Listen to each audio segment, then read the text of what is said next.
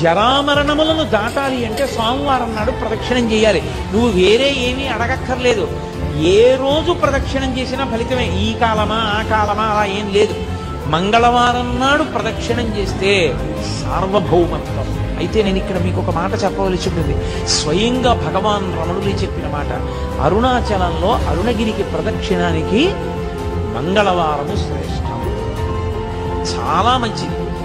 మంగళవారం నాడు గిరి ప్రదక్షిణం చేస్తే ఎందుకో తెలుసా?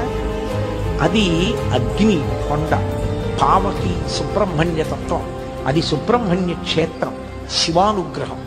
అక్కడ మంగళవారం నాడు ఉదయం కుజహోర ఉంటుంది. కుజుని యొక్క శక్తిని తగ్గించగలిగిన వాడు సుబ్రహ్మణ్యుడు. మంగళవారం సుబ్రహ్మణ్యానుగ్రహాన్ని ప్రోధి చేస్తుంది. అందుకే మంగళవారం నాడు ప్రదక్షిణం చాలా గొప్పది. సూరి నాగమ్మ గారు ప్రతి మంగళవారం గిరి ప్రదక్షిణం చేయాలి. అప్పుడు మంగళవారం నాడు ప్రదక్షిణం చేసిన వాడు సార్వభౌముడు అవుతాడు. సార్వభౌముడు అవుతాడు అన్న మాటకు అర్థం చక్రవర్తి అంటే రాజ్య పరిపాలనే అని అనుకోక్కర్లేదు.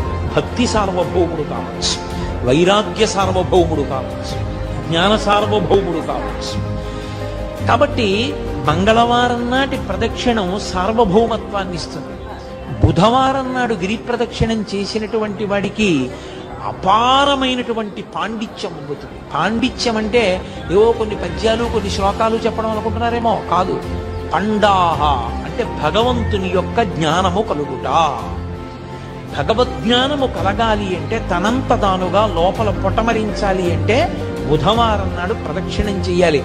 గురువారం నాడు నియమంగా అరుణాచలానికి ప్రదక్షిణం చేసిన వాడు లోక గురువు అవుతాడు. అంటే జగద్గురు స్థానాన్ని పొందుతాడు. అంతటి మహానుభావుడు ఉంటాడు. అంటే బహుశః ఇక శుక్రవారం నాడు అపార సంపత్తి, ఇహమునందు విశేషమైనటువంటి ఐశ్వర్యాన్ని పొంది అంత్యమునందు విష్ణుపథాన్ని పొందుతాడు.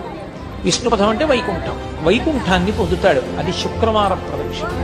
శుక్రవార ప్రదక్షిణంలో సంపత్తి అన్న మాట నేను వాడినప్పుడు ఎంత డబ్బు వస్తుందండి అని నన్ను అడగండి.